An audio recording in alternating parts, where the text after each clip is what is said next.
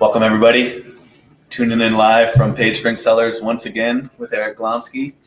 We're just going to hang for a minute, about 2 or 3 minutes, and let everyone join in that's going to be joining us. How you doing, man? Good. It's been a kind of a crazy, overwhelming kind of first big weekend back.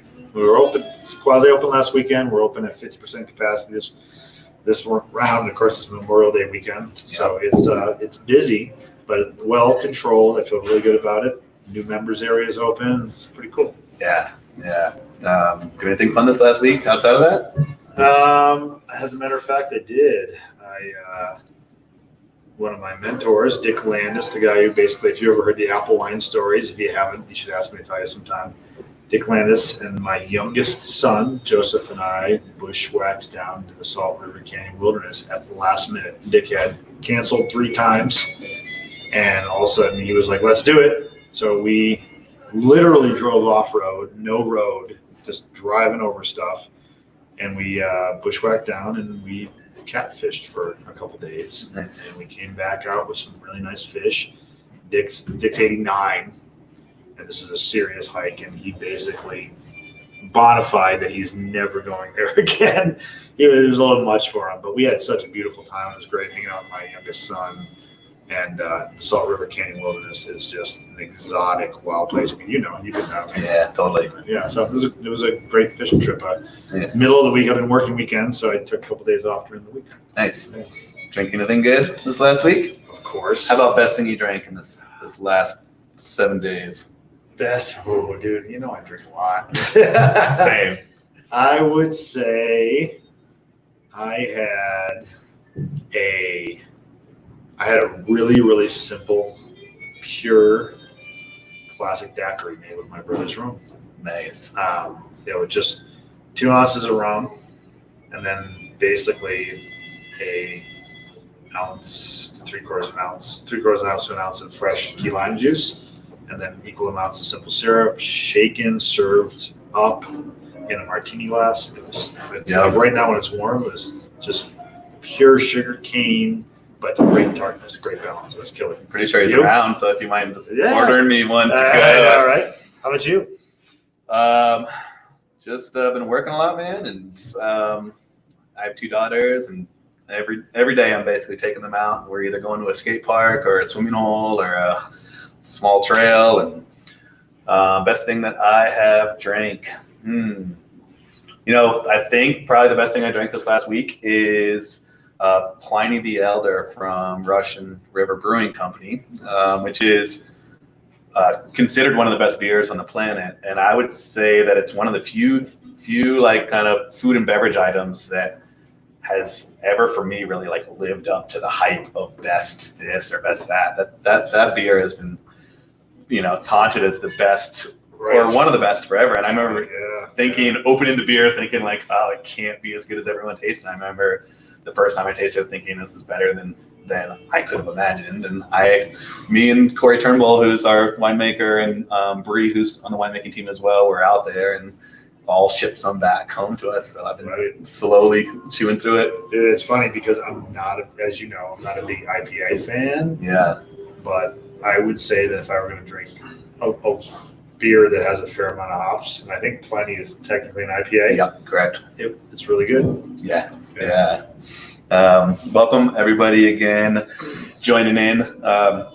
Right off the bat, we were discussing what order to do these wines in and when to open them. We will be tasting our Flor Rosa first, but we are recommending to you that we all open our Grenache Rosé. I'm going to do this right now. And letting that breathe just a touch, which we'll talk a little bit more about. Yeah, so Grenache is much younger, you guys. Just a little bit of air, I think, is going to benefit. But we're going to taste the Flor first. I'll get on that business.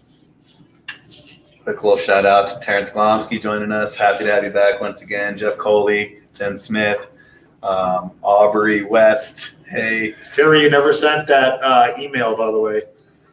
Terry, I told you last, just because WSAT 3. Yeah. And he said, hey, I'm going to send you this thing that's about each of the steps of technical analysis of wine so you guys can get your shit together. And I said, send it over. And he never did. So So you should send him an email. Saying, here's the last time I did that ages ago, and now I'm lame and lazy. Christmas Beth joining us. Happy to have Chris. you, man.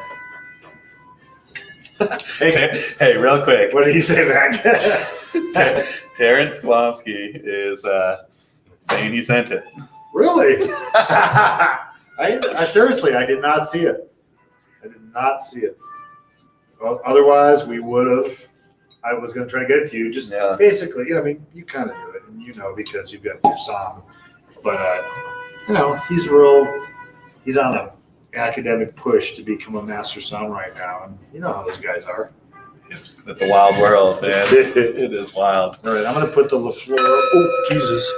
Put the LaFleur right there. Yep. And the Grenache right there. Sweet. Well, let's get this thing going. No, dry.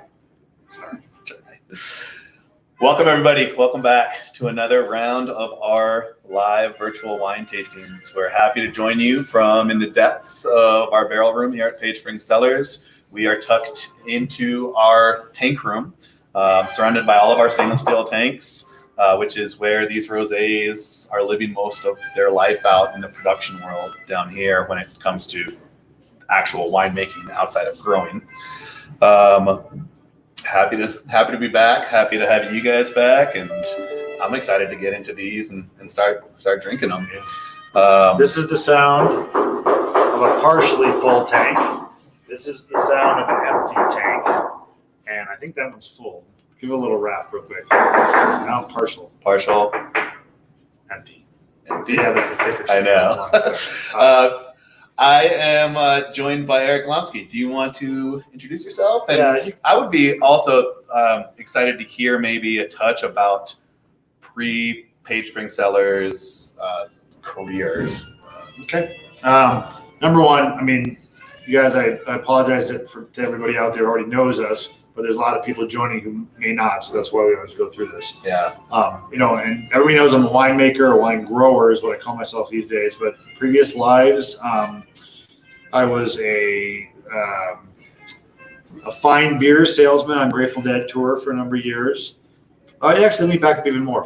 My first gainful job was paperboy, and I went from there to candy salesman in junior high. I got busted by the principal. He said, this is back before the days of political correctness. Hey, Polak, the candy, I admire your entrepreneurial spirit, but the candy business has got to go. I was making like $5 a day. And I went from there to a bicycle shop where I actually laced and spoked wheels. And then I went from there to, that was the Dead Tours section. Then I went into ecological consulting for a number of years, mostly river restoration. And then from that, I went into winemaking. So there's my quick kind of career track. Cool. A couple little diversions in between painting, but those are the major seminal things. Paperboy to winemaker. It's not a bad path. Yeah. Yeah. Yep. Luke Bernard, for those of you who don't know me, I am the sales and marketing director here at Page Spring Cellars, but I've worn a number of hats and still continue to do so. Before here, I grew up building houses with my father in Virginia, just south of Charlottesville, which is where I was born and raised. Really, I was in construction and manual labor stuff with my older brother for a lot of my teenage years. Used to be in our youth. I know, totally.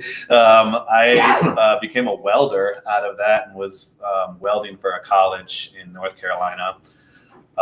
And that was all while I was in college, actually. Out of college, I followed a soccer career. I was a collegiate soccer coach. I played on a semi-professional level, and that was a huge part of my life. And then I moved out west to Arizona, and since living out here, I have worked as a vineyard manager for Merkin Vineyards. I was a foreman for them and was fairly key to the whole installation over at Dancing Apache, DA Lodge, as well as Yavapai College. And then I was a river guide as well and guided trips down the river. Didn't you almost go pro soccer? Yeah, I had pro offers that were turned down for two kids that are now 5 and 10, basically, and went the dad route over the soccer player route. But a hard decision to make at that time, but in hindsight, the right decision to make for sure. So, do you maybe want to touch on our current state, what's happening here, the reopening, any other kind of pertinent topics? I mean, real quick, you guys, as you all know, our, Arizona, Northern Arizona is starting to reopen. People clearly have like a built up, pent up interest and need to get out and be at our place. It's been super busy. We've worked really hard. Our tasting room, we got rid of half the seating. We're serving at half capacity inside, but everything, our whole normal kind of tasting flights, menu, everything's active. Our to-go window is still cranking it out. So again, we have chairs all around the property, great places to sit, enjoy the outdoors. It's beautiful up here right now. It's in the mid 80s and the light breeze. It's just gorgeous. And if anything, just know that if you come up, because so many people are visiting, the waits can be a little longer than usual, but we'll make it worth your while. So. Yeah. I know we are altering some things here with our river and that component within us as a business. I would love to discuss that before we. That's actually a really tough one. In general, as you all know right now, lots of state parks, federal parks, et cetera, kind of local parks are closing down because they're getting overtaxed by people. We've had similar challenges on our little stretch of the river. I don't think there were any bad intentions, but unfortunately, we also got written up in a local newspaper as this hidden secret water hole place to swim, which has not been good because what's been happening is people just show up at our place, assume that they can just park and go down to the river. And obviously, that's kind of like going into a restaurant and just sitting at a table. Or people will come with 10 people, buy a bottle of wine and say, hey, we visited your winery, and they'll spend 8 hours down at our river, which is also like sitting at a table in a restaurant, buying a cup of coffee and occupying their table all day. So it's been really rough. Most importantly, there's been a huge impact on Oak Creek below our winery. Yeah. So we've created a new system, which is basically we're letting people know that we don't have public access to the river. Number two, we're not allowing coolers, flotation devices, all the stuff that people want to bring down to party on the river. Certainly no outside food or alcohol. And then if you visit our tasting room, you can get a wristband. You can purchase a wristband at a very low fee to go down and enjoy the river when you're a guest of our winery. So in a nutshell, that's what we're doing. And we just want everybody to know that. And some, maybe most or all of the proceeds that we get from selling those wristbands, we're going to plumb into our local river organization. I'm going to be reaching out to them. And this has been happening so fast, it hasn't been fully articulated. But clearly, we'd like to see some of that at least going into preserving rivers because we believe in that. It's been a big part of our ethos from the get-go. Yeah, it's not only just us. There is this issue of overpopulation of outdoor recreational spaces now, and we're basically just kind of falling in hand with the nature of what's happening to a number of the trail systems and swimming holes around here. They're getting overloved right now. They're getting overloved, and it's we were talking about this yesterday. It's funny because it's human nature. There's a lot of people coming up from the hot valley looking for cooler temperatures, so they're coming to the Verde Valley or even going north. From there, they're also looking for water. They're looking to swim. They're looking for fun things to do. So it's and spread the word. I mean, the Game and Fish Department right next door to us just closed down all their access to the stream too for the same reasons. The only open spot right now near us is called Mormon Crossing, and it's in Cornville. So if you want to visit the river and not be a patron of Page Springs, or you just want to figure out where Mormon Crossing is, that's the only spot that's open. Yep. So, anyway. So before we jump into these wines, which I'm ready to do, just reminding you guys that we love your interaction. We love any questions. Fire off any questions our way. If we don't happen to get to your question, we will try to come back around to them a little further past tasting through these wines. And I believe there's someone lingering around that we might be bringing in on this. You guys, really, really cool special guest today. Stay tuned because somewhere, roughly between 6 and 6:15, my brother, who's in town right now, Ian, he's a distiller in Charlottesville, Virginia. He has a business called Vitae Spirits, He does amazing organic rums, gins, liqueurs, cordials. And serendipitously, we said, hey, do you want to join us? And so he's going to be joining us later. We'll tell you more about that. So stay tuned because there's some special things that will be happening at Page Springs that link to his projects too. So let's jump into them. I mentioned this earlier, but we're going to be tasting our 2018 Flor Rosa to start. We will then be jumping into our 2019 Colibri Grenache Rosé. It's a little wobbly right there, so be careful. Put it over on the side. Right in the hand, man. Right. Okay. So jumping into the 2018 Flor Rosa. Before we jump into the glass there, do you talk about it talk about what this wine is and how it represents us? And yeah, you guys, I talked about Rosé a little bit in one of our earlier virtual tastings, but I'm going to repeat a little bit because it's very apropos, and I'm sure a bunch of you weren't on that session. So, excuse me. Number one, there are a lot of different grapes that I think are ideally suited to rosés, and I think there's some that aren't ideally suited, and that's why you see certain grapes most frequently.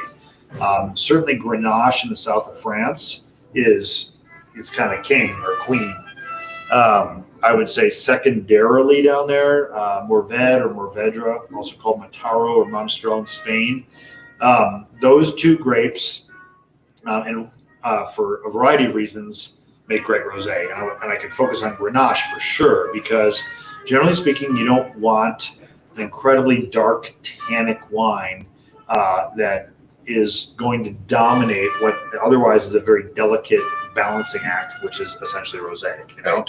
You want to capture some of the red wine, the red grape skin character, but you want to balance that with the overall weight and structure of the wine. And rosés in general tend to be lighter in body and fresher in acid and structure. Okay, right. You can jump around. We have found that Nebbiolo does a really nice job. Counoise, and in fact, this Flor Rosa is almost half Nebbiolo, and then interestingly, Mourvèdre and Counoise. Those are the three main grapes in it. You've got the bottle in front of you. Hopefully, there's some other grapes in there, but they play a much less dominant role. In my experience, I've also had a number of rosés from other places, like Bordeaux, where I've had Merlot, Cab, and even Cab Franc. For me personally, I'm sure there's people out there who will disagree, I'm not as partial to Bordeaux varieties in rosés, and you certainly don't hear about rosé culture in Bordeaux as much as you hear about it in like Provence and the Rhone, which is huge. Yep. I think Sangiovese. If you guys ever get a chance, Corsican Sangiovese is just amazing, badass stuff. It's hard to get. Yep. So anyway, some things about grapes. I would say, in generally speaking, grapes that aren't super tannic, grapes that are generally sometimes lighter in color, Nebbiolo, Counoise, Pinot Noir makes great rosé too. So there's this kind of realm that they exist in, and then of course there's ways to work with those and make rosé. But I can talk about that after we taste a little. Yeah, and for those of you who are new to the Flor Rosa, this is our signature annual production. There are a couple other rosés that we have had connecting vintages of, but really this is our staple rosé production, whereas the Grenache and other rosés such as Mourvèdre Rosé, we've made a rosé called The Stillness, we've made a Nebbiolo Rosé. Those seem to be a bit more dictated by the growing conditions, the vintage, availability of fruit, how our fruit does that year, and whether that guides us in a certain direction. But the Flor Rosa is the rosé that you can typically find on our menu. It does sell out. It does sell out every single year, but it's the one that you can find. It's also at times distributed, correct? We give about 120 to 180 cases to our distributor Quail every year, and we do kegs too. Like a great place to get the Flor Rosa. If you're in Arizona, Wilderness Brewing Company has been our biggest supporter of rosé on tap, and the State Bar has often done it too. Yeah. Both. Yeah. I don't think the State Bar's in Flag anymore. I think it's just in Cottonwood. Yep, that's correct. Well, let's jump in. full assessment. Take aromatics first, and then jump into the palate. Do we want to talk color? Yeah, Thought of Terry. I'm like, oh, especially with two different rosés here. Yep. For those of you at home, we are typically using white paper as our background to get a full, real assessment on color. You know, and one thing I'll say, you guys, if you look at these rosés and compare it to like White Zinfandel, okay, right away it's not going to come across as pink. It's going to come across as more like salmon, copper, classic, old world dry rosé.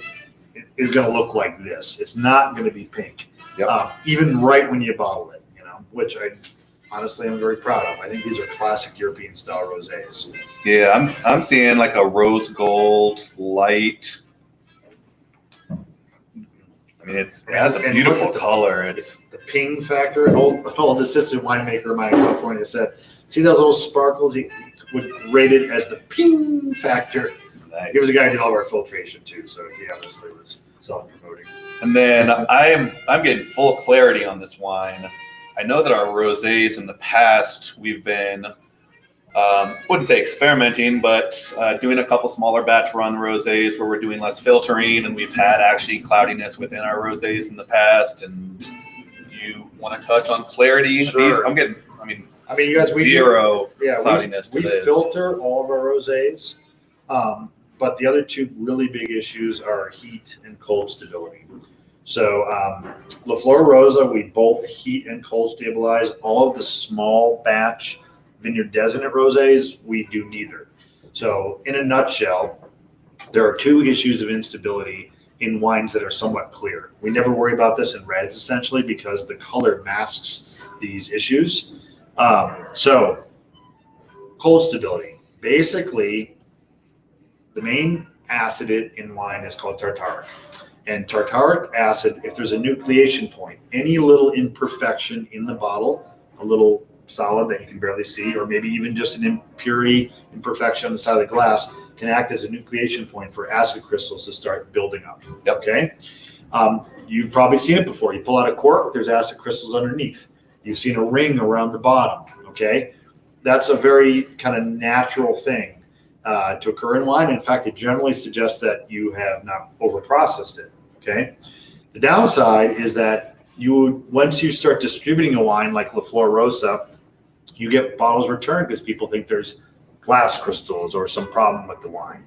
So, we do some cold stabilization to try to deal with most situations, but at times we've also found that the process, which actually you take cream of tartar, you dump a certain amount of cream of tartar in the tank, you chill it down, and you stir it. Cream of tartar, which if you've ever baked, you use it all over the place, it acts as the nucleation point for these acid crystals to grow. In a sense, you pre-grow the crystals, they drop out, and then you take the wine off the crystals and you bottle so that you do it up front. The other stability issue is protein stability. Okay, proteins in wine tend to want to get together. And you could bottle a wine, filter it, and it looks completely clear, but the filtration, the proteins are smaller than what our filtration filters out because they're separate at first. It's when they start connecting under certain conditions where all of a sudden they build and they can form a haze in the wine. How do you get rid of protein in wine? You drop something in that has an opposite molecular charge. We use bentonite clay. Of all things, you drop clay through the wine, it binds all the proteins, it drops to the bottom, and then you rack it off. So again, does bentonite only bind with proteins? No. So we have to do trials to decide whether it's worth it to not worry about a haze. What did you lose? Sometimes it actually improves the wine, and I actually would say this year in the Flor Rosa, I think the bentonite actually improved it because it took other impurities out and it's fresher. So kind of probably too much information, but it's huge out there in the white wine and the rosé world in general. Yeah, and a quick side note on the chain, the crystallization that he's talking about, those are typically happening at temperature thresholds. So a lot of times you'll buy a bottle of wine and you'll have no tartrate crystals in it, and you go home and you put it in your fridge and it drops down below 40 degrees.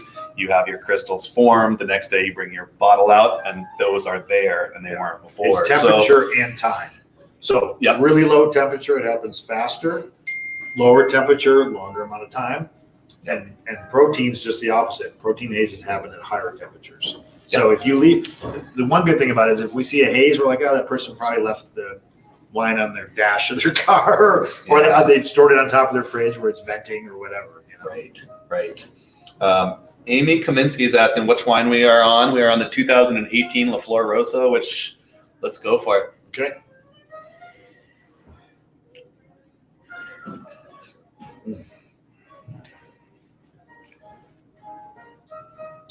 Awesome. That's my comment. Delicious. All right, moving on to the next note. I give it a thumbs up and I will drink the whole bottle. That's my comment. Something that I find right off the bat with the aromatics of this wine that I would say stands out as a unique component to our rosés is I get a red fruit kind of building block to the fruitiness of this. I'm finding this light raspberry, a bit of this like Honeycrisp apple, a little bit of like a blood orange. To me, one of the textbook rosé characters is rhubarb. I always get, if you picture rhubarb and it's green and red together and it's tart and there's this flash of green and like just basically strawberry and something green interplaying with this nice tartness. I always get that in a rosé. I love it. Tart is hard to use as an aromatic descriptor, but it smells tart. Edgy, maybe edgy is the word. It's defined, maybe. Yeah, you know? Edgy is a good term. Yeah, I would agree. Tart's not a good one. Yeah, getting sloppy. Yeah, I agree. It does have a bit of this sweet tart, the actual candy. I also jumped in and started tasting. Well, let's go there. Pushing it. Guys, the nose on this, if you don't mind me saying, of course it's blowing my own horn, but I think the nose on this is just beautiful. It's savory, it's fruity, it's perfumey, it's delicate, feminine. I just think it's gorgeous. Super zesty. I get a lot more classic citrus on the palate. This lemon lime zest. So good. Tangerine. A little bit of a wild strawberry finish, Yep. So good. This beautiful minerality, this limestone, that it's almost like a texture that I'm getting, this acidity play on my tongue. It almost reminds me a touch of like Greek white wines that have this, this doesn't feel frizzante to me or slightly carbonated, but that acid and the physical reaction that I'm getting is the same place where carbonation creates this textural experience.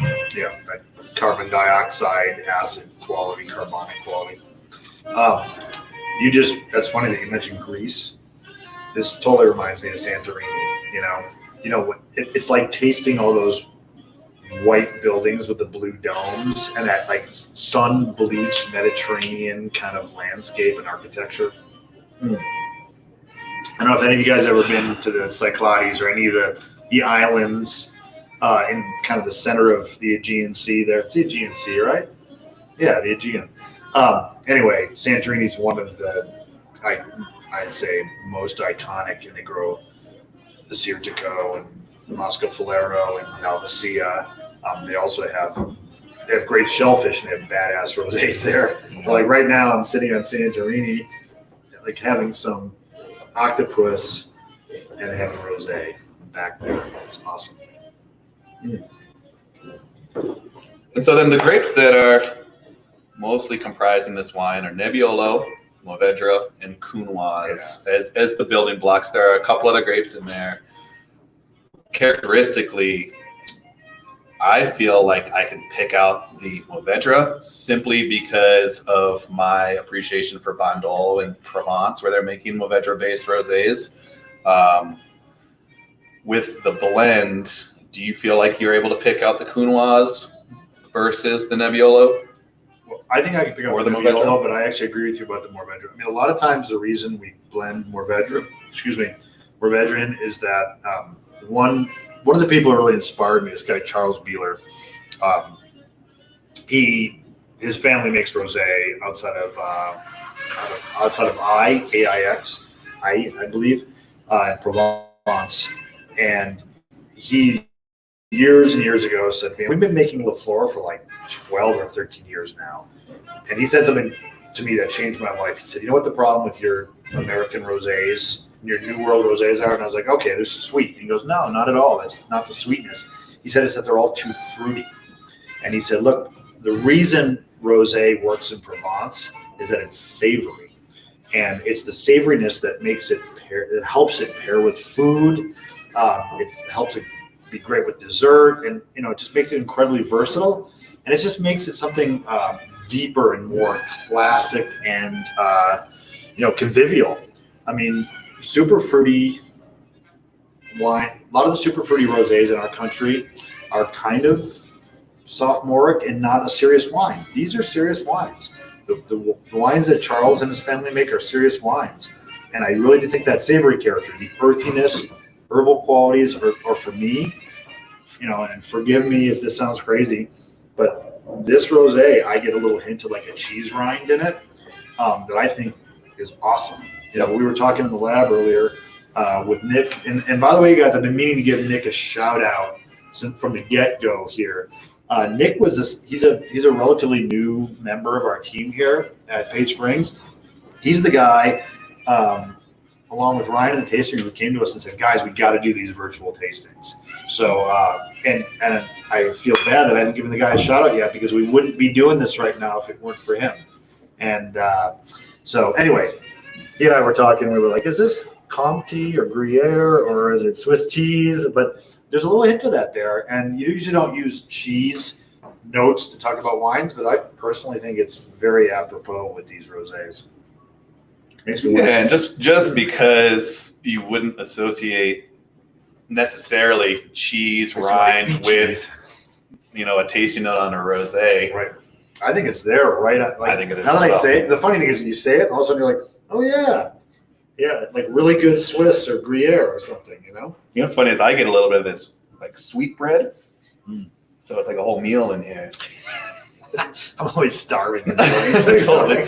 Hey, we need to get a chef on here. I'm gonna see if I can take a couple questions on this before we jump into the Grenache. Michael Polo, I believe that's how you say his last name, is asking how long we keep this wine in contact with the skins. Okay. And if you want to take that question and also wrap up the actual process of this Flor Rosa, sure. And then once we get into the Grenache, we can talk about comparative processes. Okay, it's a great question. I would say all of these here had minimal contact with the skins. So number one, depending on where it came from, like the Nebbiolo in here, which is one of the primary components, came from Arizona Stronghold's Bonita Springs vineyard. Okay, so contact begins when you pick it and put it in the bin, because the weight, we usually have 1/2 ton to 3/4 ton bins, and contact starts at the vineyard, and then the cold journey in our refrigerated trucks to our winery, which is usually 6 or 7 hours. Okay, and that's relevant. The transport time and the grape shaking and them juicing themselves under their own weight is a relevant amount of time.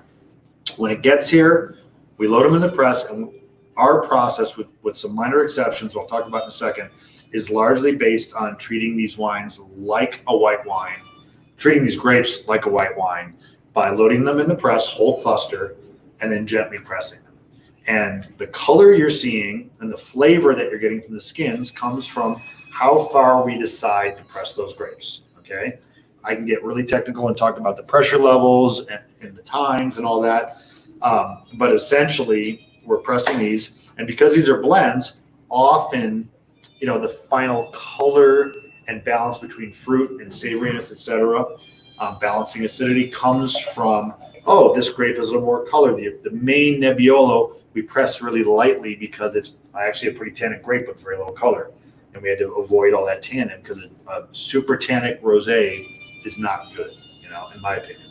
So anyway, to make a long story short, gentle pressing in the press, cold ferment in these stainless steel tanks, and then generally it'll live in stainless steel for logistical reasons. Sometimes we put it in some neutral oak, but most of these wines, if not all of them, spend the majority of their lives in stainless after being lightly pressed.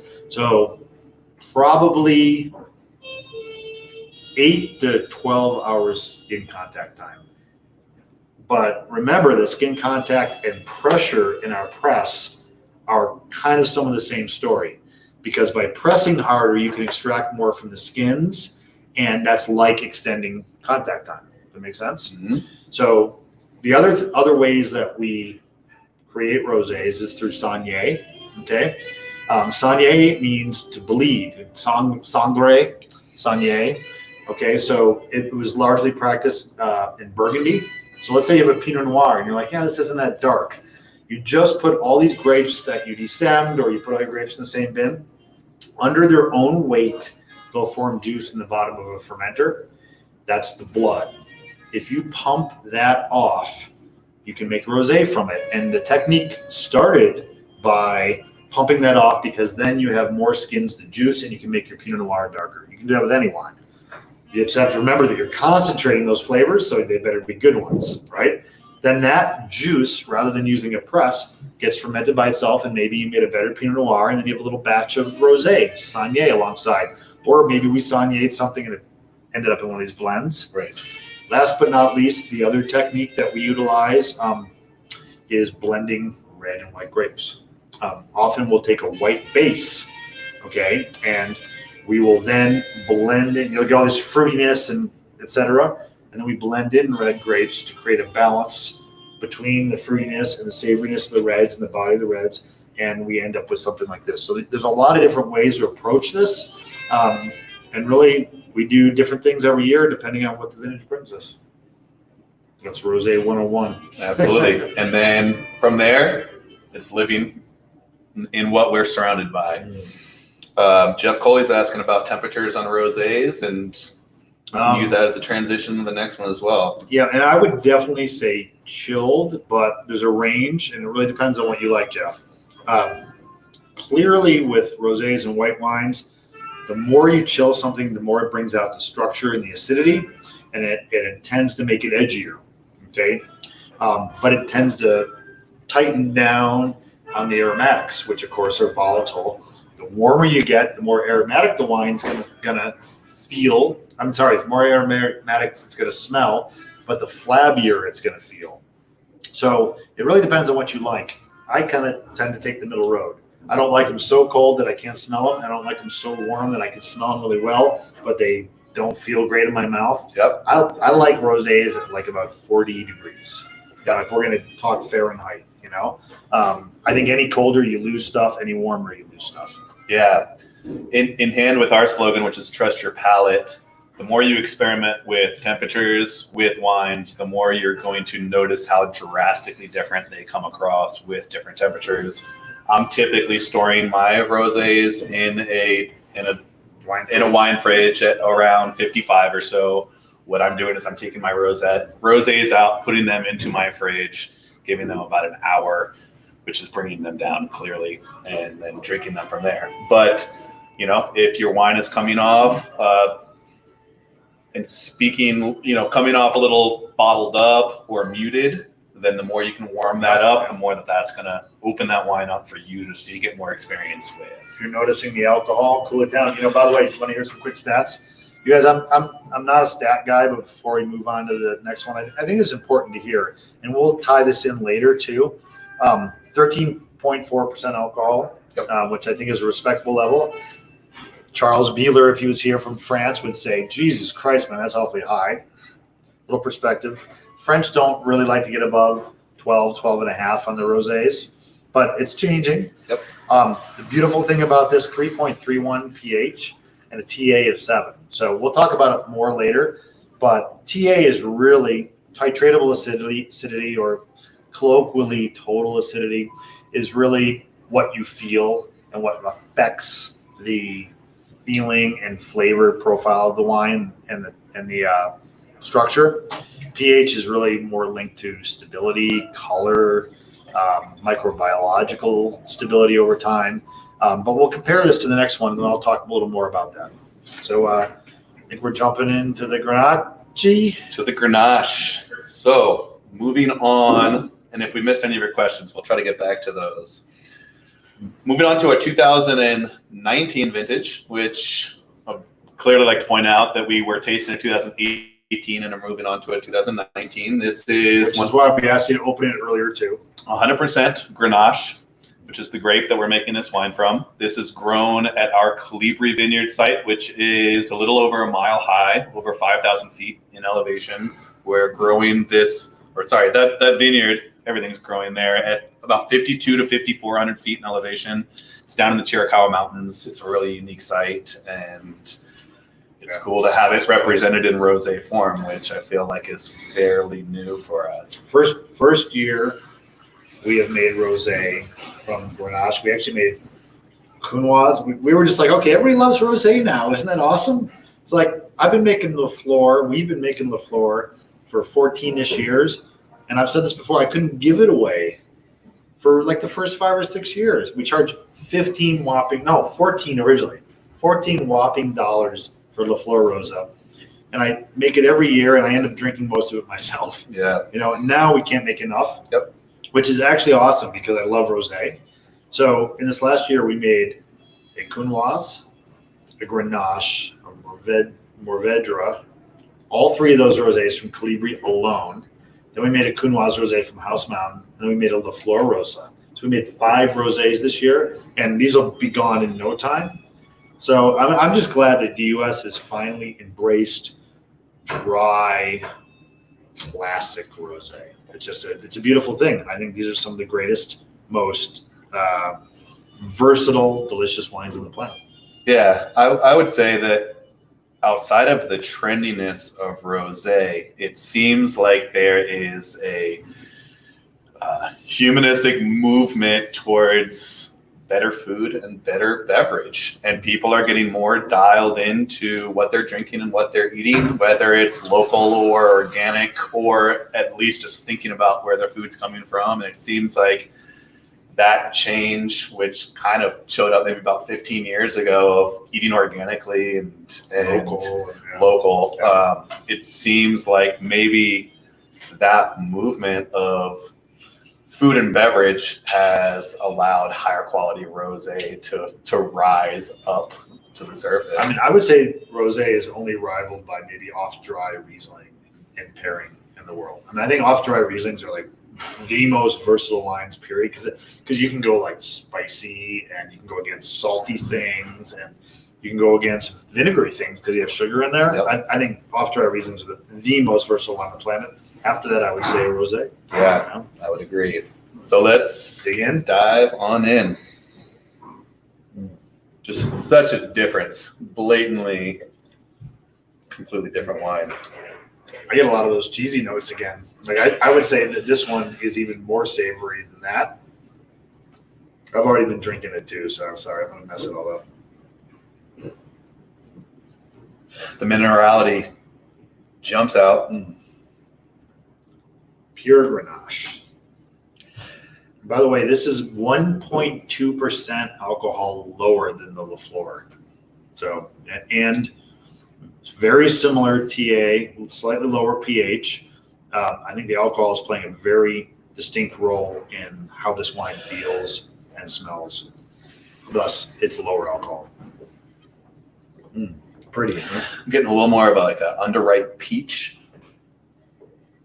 A lot of citrus, a lot of lime zest, a bit of grapefruit. And for me, this vineyard is like one of my children. When the Grenache grows, Grenache is notoriously uneven within a cluster. You could take 50 berries from a Grenache cluster, okay, and maybe you just sampled that cluster and you say, oh, it's 23 bricks, we're going to pick it. Meanwhile, you could pick through the cluster and you could have berries as low as 15 bricks or percent sugar and ones as high as 27. So you have the issue of how do I pick? When I go through and taste all those different berries and then we also test them, this particularly, these characters that you're getting out of this are each of those little berries in there. Yeah. And this is very much Colibri vineyard. I'm a little surprised we don't get the white pepper spice on this. I feel like I get a touch of spice. But I also get it aside to this wine that I wasn't getting off of the Flor Rosa. That's a bit of this like confectioner sugar, like sugar cookie, White flower blossom. flower blossom. Have you tasted that yet? No, I'm stuck on the nose. Don't leave me hanging here. I mean, if you don't, right off the bat, you guys, this is odd to me, but this really exposes the beauty of the complexity of a wine. This wine, technically speaking, based on paper, like if I showed you the lab results, this wine shouldn't seem more tart than that previous one. Right. Based on the acid, pH, and TA.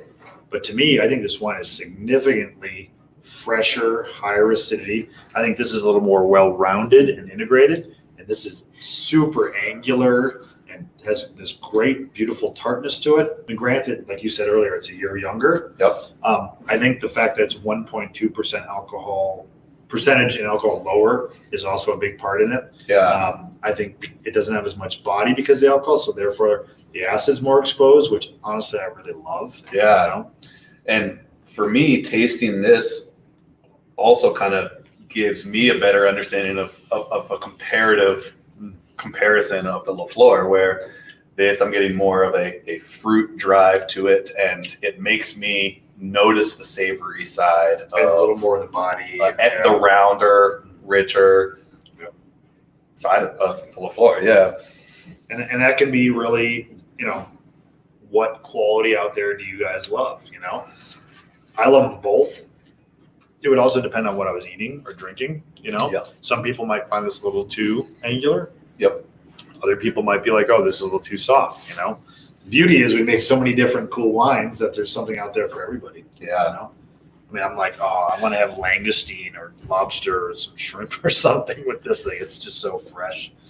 Yeah, the acids on both these wines lend themselves towards great food pairings. I know you touched on that earlier, but I feel like when people think of the world of food and the integration of wine and food pairings, people are always talking about white with fish and red with red meat, and people aren't even talking about rosé. And it's cool too, is rosé doesn't tend to overpower dishes. I mean, salad pairings are always really difficult because often there's vinegar. But I would say that I've had more success when I'm trying to plan wine dinners with rosés and salads than anything, particularly if you can get somebody to work with citrus juices rather than vinegars per se. But again, if you guys are messing around trying to do pairings, if you're going to do a salad and a course, and you want to enjoy a wine with it, try rosés for sure. Yeah. And of course, there's always off-dry Riesling, which pairs with everything. Jeff Coley's asking about spicy foods and rosé. Yeah. In my experience, it goes both ways. Absolutely. That's right where my head goes. Yeah, it's really tough, Jeff. It depends on the heat level and the other ingredients, because a lot of times it's about what other ingredients are with the spicy food. Like the classic, chili flavors, cilantro's often in there. Sometimes you can have Thai dishes with like coconut based, really fat. There's some fat in there. Those I tend to find rosés work well. But if there's not some fat in there and richness from whatever the base is, sometimes the rosé will come across as very bitter and dry and aggressive. Other things like certain curries, I think rosés can be really badass with. Yeah. It's really, really tough because, Asian, Southeast Asian cuisine is so complex. Yep. Again, if you want to be totally sure you're at a party, man, you want to impress somebody, off-dry Riesling. But if you take the time to pre-taste it, which we do like a lot of our wine dinners, I've often been able to pair rosés and maybe even an off-dry rosé with a little bit of sugar, because sugar can go a long way with heat. That's exactly where my head went with this, is kind of the technical application of it is, if these wines had higher alcohol, the spice in your food would just completely accent that burn and bite of the alcohol. So spice accentuates the alcohol in wine. So if you are drinking these wines or traditional European rosés with lower alcohol, then you're going to have a better bet with your pairing compared to kind of standardized American rosés, which seem to be a little bit higher in alcohol. Eric's suggestion of sugar is also a big technical application. How the alcohol come off of it, in connection to the spice of your food. Yeah, sugar gives you bandwidth with both spice and acidity. Yeah, absolutely. Comparatively, I mean, damn. Yeah, I'm not asking you to choose one. It just, these seem the same in the sense that they're representing Arizona, they're representing Page Springs, they're both delicious in my eyes, but there's obviously a difference in these labels. If I were doing cheeses, fish, I'd probably go with the Flor. If I were going to do some like oysters or like shrimp that were just cold and fresh, what else? I'd probably go with this. The freshness of this is so great. I mean, the beauty is these are both awesome wines. And it also gives you a little comparison of what 1 year does. I mean, it's great that this is held up so well with a year difference. And by the way, if you guys get a little bit of tartrates, which I'm actually seeing in ours, in 19, we started cold and heat stabilizing our LaFleur because we had a lot of problems in the marketplace. It was a bitch. It's just like, luckily we did some trials and we felt like the manipulation, all winemaking is manipulation. Somebody says this is a natural wine. Vineyards are not a natural thing, you guys. But anyway, I'm not going to go there again. Yeah, for me, comparing the two, the blatant difference to me is the vintage, the year difference. The acidity is definitely, it changes the acidity. It changes the fruit profile on it. It changes the color on it. It changes a lot. So I feel. Simply put, I feel like the LaFleur Rosa might be a little more versatile when it comes to food pairing. I think it also has this rich side to it that will stand up to American food, American cuisine a bit more, whereas the delicacy of the Grenache might be a little more tapered in when it comes to pairing or a little more specific with that. Cold bar. You need to be at a cold bar. Exactly. Yeah. Oh. All right, I'm going to pour a little more of the Grenache. To make this transition. I'll take a touch there as well. All right. And so just checking on any questions. One more question before we move on here from John. Any difference between Napa Valley Rosé and Arizona Rosé in the taste? I haven't had a lot of Napa Valley Rosés, so I personally can't comment. I mean, clearly there's a lot of gifted. There's great terroir. There's a lot of gifted winemakers. Certainly, the style in Napa is big, riper. Richer, so, I mean, I don't really know. I'd be guessing. I can't comment. That's honestly how I feel too. Is I don't have a lot of experience with Napa rosés, but I would say if you want to send me one, man, I'd be glad to taste it. Yeah, I mean, outside of Napa, I feel like rosé in Arizona compared to the rest of the U.S. is being very well represented regionally. There's a lot of good rosé coming out of the state. Oregon has some badass rosés. Oregon does as well. But within Arizona, we are seeing a lot of traditional French-style rosés with lower alcohol, more. It'd be funny if Arizona made its mark. Try rosé. I feel like everybody's making one right now. It's cool. Yeah, absolutely. I know Burning Tree Cellars is making a great rosé. San Rackerna makes a great rosé that I love. Chateau Tumbleweed makes a super strong rosé. Yeah. And there's a lot out there. One of the most awarded, the standout wine of the year was a canned dry rosé from Dos Cabezas. Yeah. So it's cool to see rosé. I never got a chance to taste that. I'm kind of really curious. It was delicious. It was delicious. And I think when that won, everyone's head just went kind of crazy because it was coming out of a can. Yeah. But that wine was great. Yeah. On that note, I'm happy to kind of move on from these wines and I'm going to shift chairs here. Welcome a guest of ours who is visiting from Central Virginia. It's hard to call it Central Virginia, which is where I'm from, because there's such a difference between Appalachian Virginia and the Piedmont, which is where Charlottesville, Virginia is. Yeah. But the Piedmont? Well, the Piedmont is considered the foothills between the coastal and Appalachia there. Yep. But happy to have on set with us Ian Glomski from Vitae's Spirits out of Charlottesville, Virginia. You guys want to take any intro? It's you guys. I'll do yet another intro. It's my brother. Ultra honored that he happened to be in town right now. This is totally impromptu. We last minute said, "Oh, let's get Ian on the show," because we are about to roll out. We just got our distillation license recently. You all know that we've been aging and bottling brandies. Well, Ian has this, amazing distillery in Charlottesville, and we are going to start carrying his spirits here. I was just out there taking a distillation course with him. I learned stuff from him all the time. And he'll be around the next few days. And, the floor is yours, man. Yeah. Fill them in while you're here. To my knowledge, it's the first time it's been past the Mississippi. So it's our westward expansion. Oh, you know what? Can anybody out there provide us with another glass? we need to give this guy some Rosé. It's just I'm feeling lonely. Do you want, let's start. Everybody else start on the floor. Okay. Start on the floor. Sounds Go good. ahead. Sorry to interrupt. So we're a craft distillery.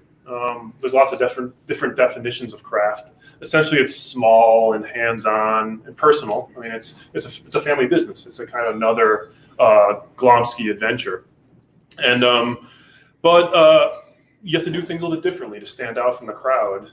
Something we do is we're a gluten-free facility, so everything we make, our gin, our liqueurs, our rums, all start off as sugarcane in one way or another.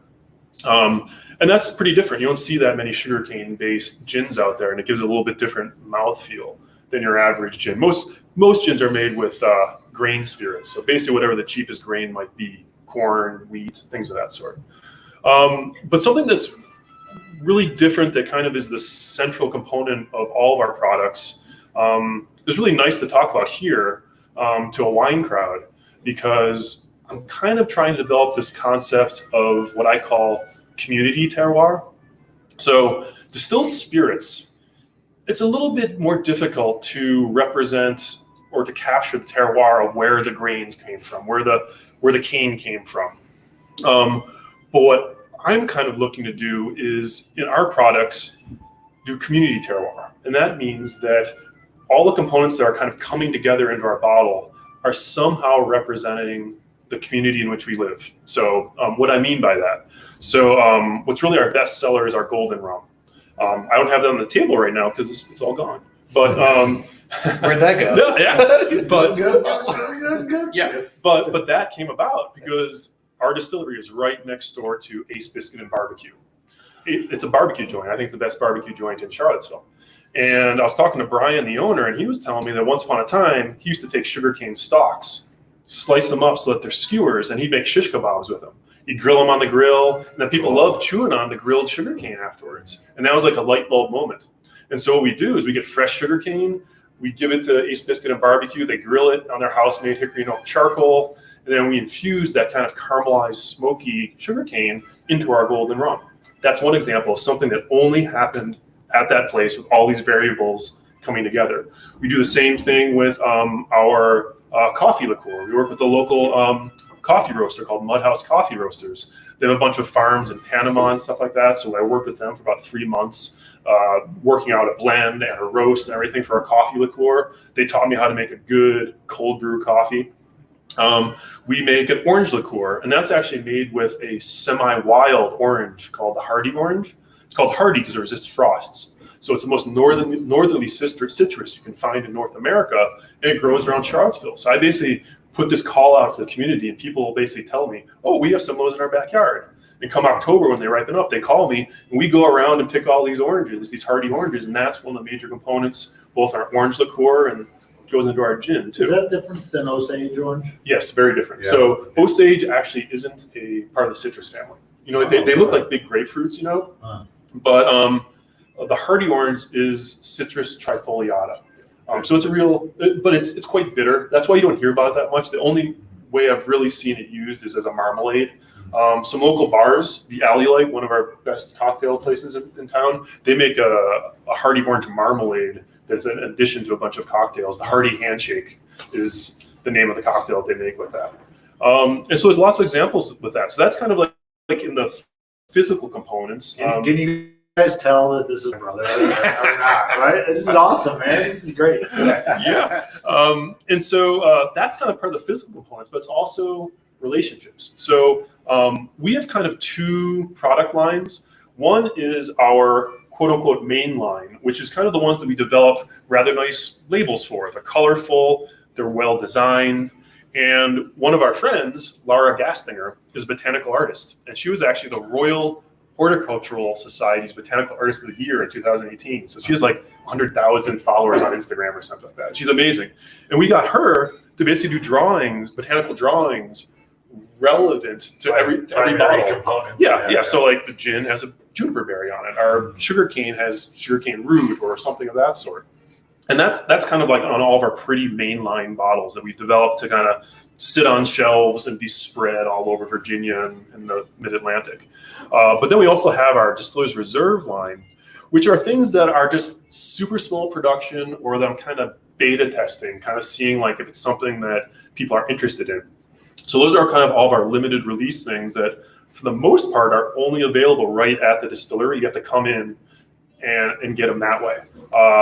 Luckily, Paid Spring Cellars has a direct connection into our distillery, so we've actually sent a fair amount of our Distiller's Reserves out in this direction too. So you guys, in the next few weeks, keep an eye out. We are going to start having tasting flights of the main line and the kind of reserve grouping of these small projects that Ian's done here in our tasting room. And we're not doing cocktails yet. You can't buy a bottle and open it on premise, but you can taste little samples of these, and you can buy bottles to go.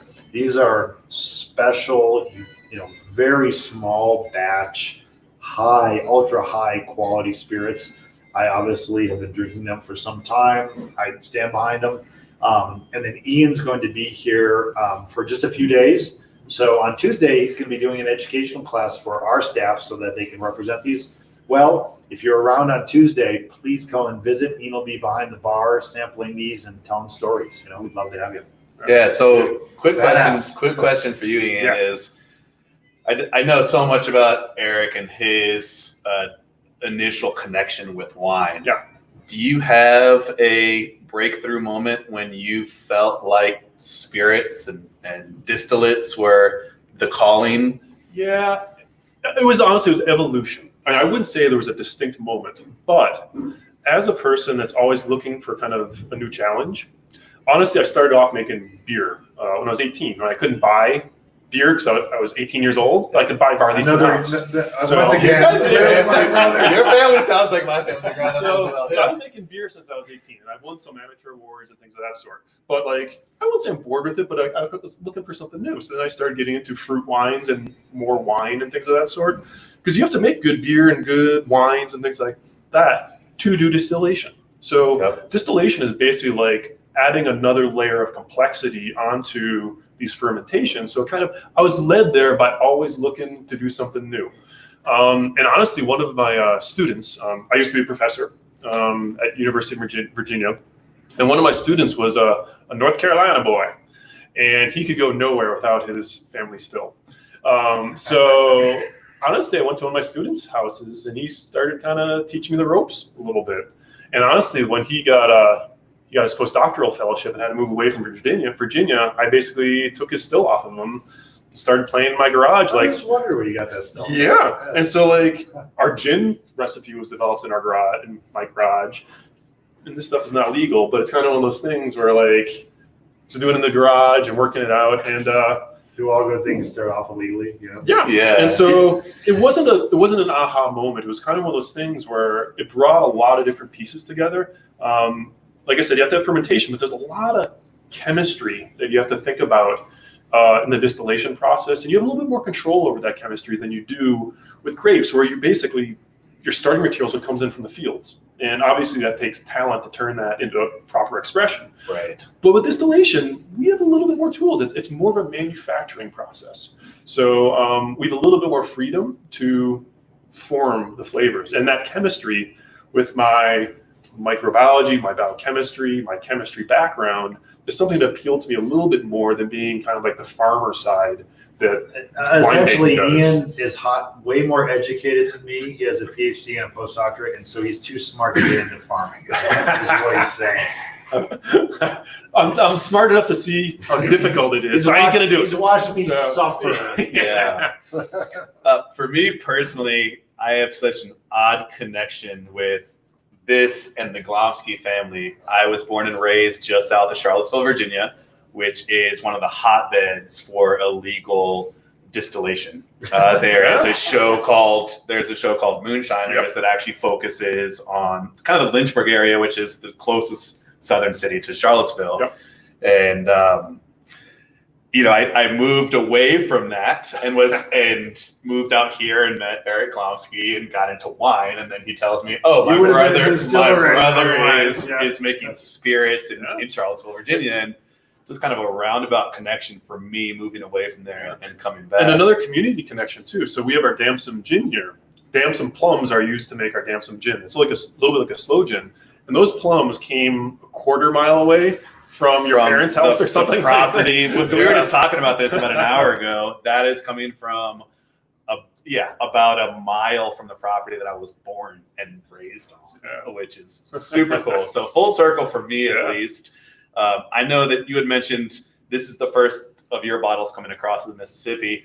Not to call you out, but I've definitely snuck some over the Mississippi since then. But commercial venture. Absolutely. And your platinum gin, platinum rum is my go-to. Oh yeah, rum. Awesome. Absolutely. It's kind of my go-to in my liquor cabinet of your products. I go through volume-wise, no doubt my platinum rum is what I drink the most of. Yeah. So you guys definitely have to, we're running low on time, but what we've been thinking, and we'd love to hear from you, we're thinking after this whole series of wine virtual tastings are over, that maybe we do one with spirits, and we zoom Ian in from Virginia because he'll only be here for a few days. So if you guys think it'd be cool to do something like this, maybe there could be a little cocktail session, because of course, you can't do spirits without cocktails. Ian if you go to his website, vitaispirits.com, that's right. There's tons of awesome cocktail recipes.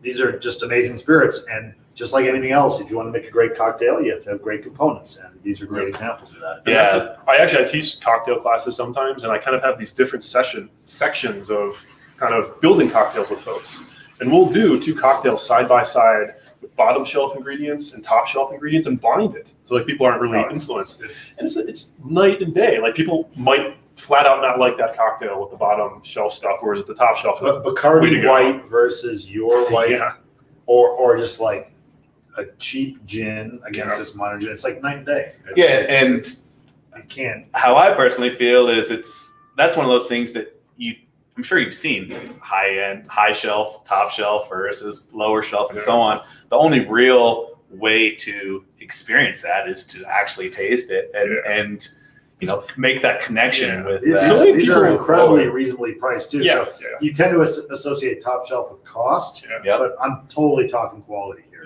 And there's an unfortunate, in the cocktail world, people often see cocktails as the way to hide the alcohol. So that concept of, it doesn't matter what alcohol you put in there because you're going to be putting a bunch of Coca-Cola on top of it or whatever.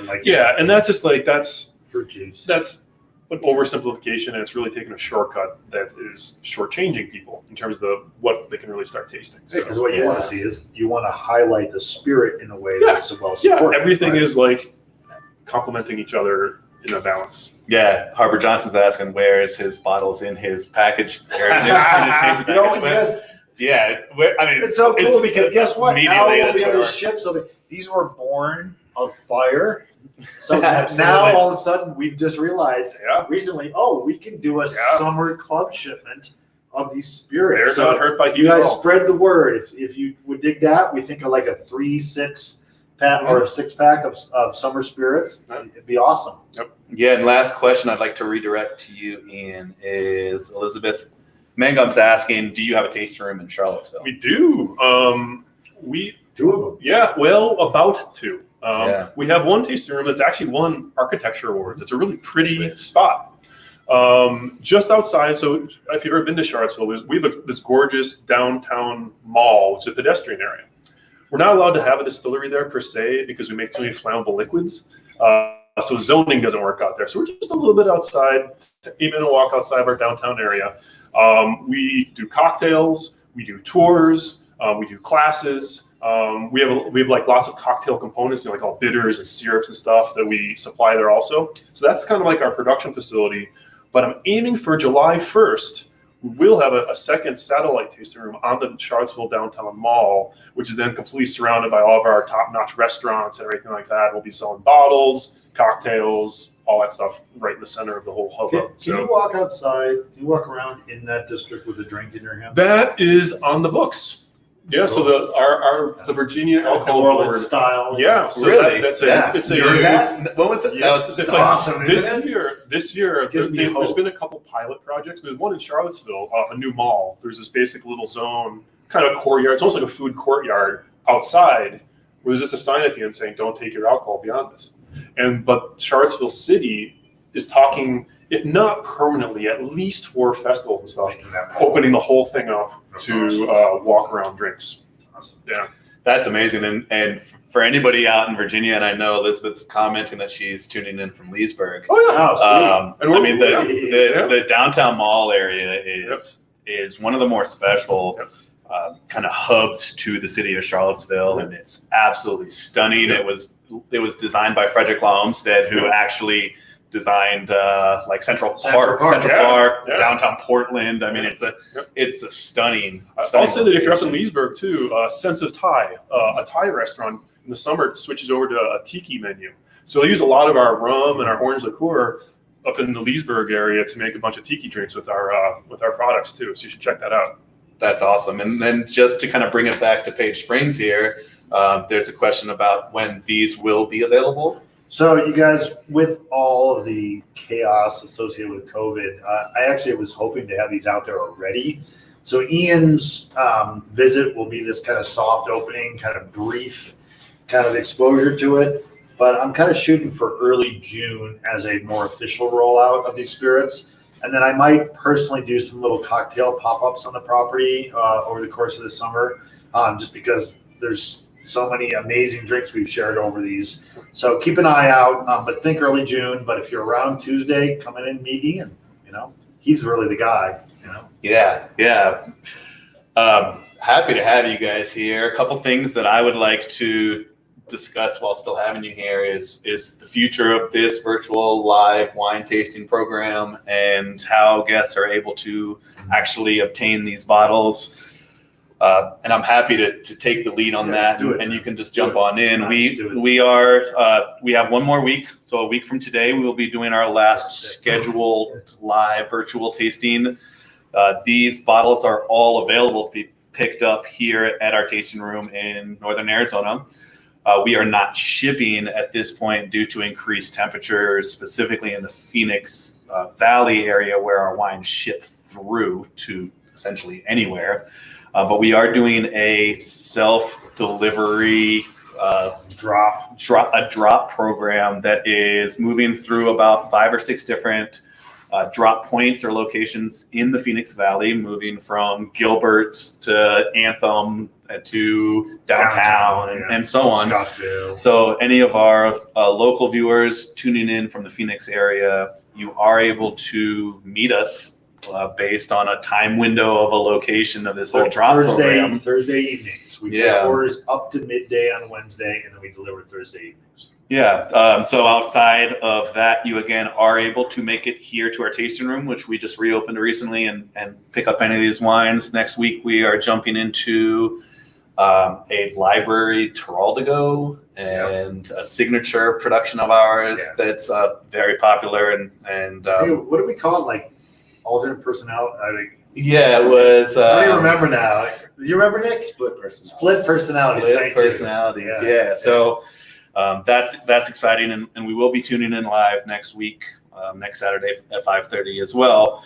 This program has created such a buzz. We've had so much fun doing it. We've brought in guests, and that's intriguing and exciting for us that we will be continuing this program down the road. We're figuring out those details now, and it looks like we're going to just keep doing these, and we'll let you guys know about where we're going in the future.